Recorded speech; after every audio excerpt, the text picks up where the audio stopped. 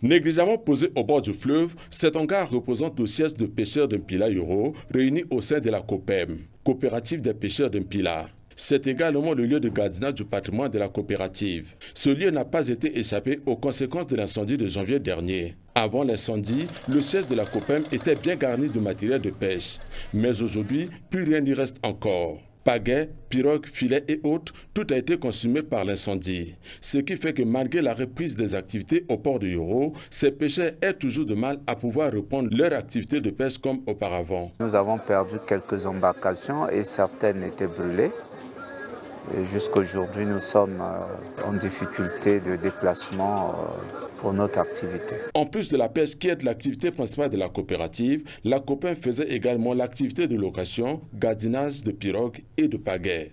Aujourd'hui, cette activité ne se déroule plus comme il se devrait à cause des affres de l'incendie. Après l'incendie, nous évoluons seulement avec la garderie. Et c'est avec les pirogues gardées que nous jonglons par rapport au jour du retrait. Si le monsieur laisse sa pirogue aujourd'hui, s'il nous dit que je reviens jeudi, dans l'espace de 2 jours, nous profitons de cela pour donner aux autres qui n'ont pas. Le manque de pagaies, pirogues, filets et autres à la COPEM n'affecte pas que les membres de cette coopérative, mais aussi les pêcheurs qui viennent louer le matériel de pêche. Il nous manque de pirogues ici. Toutes les pirogues avaient été brûlées par l'incendie de janvier. Les pêcheurs viennent chercher les pirogues pour aller à la pêche, mais ils n'en trouvent pas.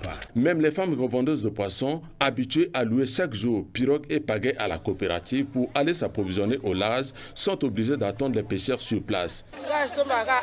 J'achète toujours le poisson sur place au port. Depuis que la COPEM a perdu ses pirogues pendant l'incendie, nous sommes obligés d'attendre maintenant les pêcheurs sur place. Forcée au congé technique dont l'issue dépend beaucoup plus de l'intervention extérieure, la COPEM lance un appel d'aide. Nous demandons à notre gouvernement de nous venir en aide et à nos partenaires internationaux qu'ils viennent également investir dans les coopératives de pêche que nous sommes.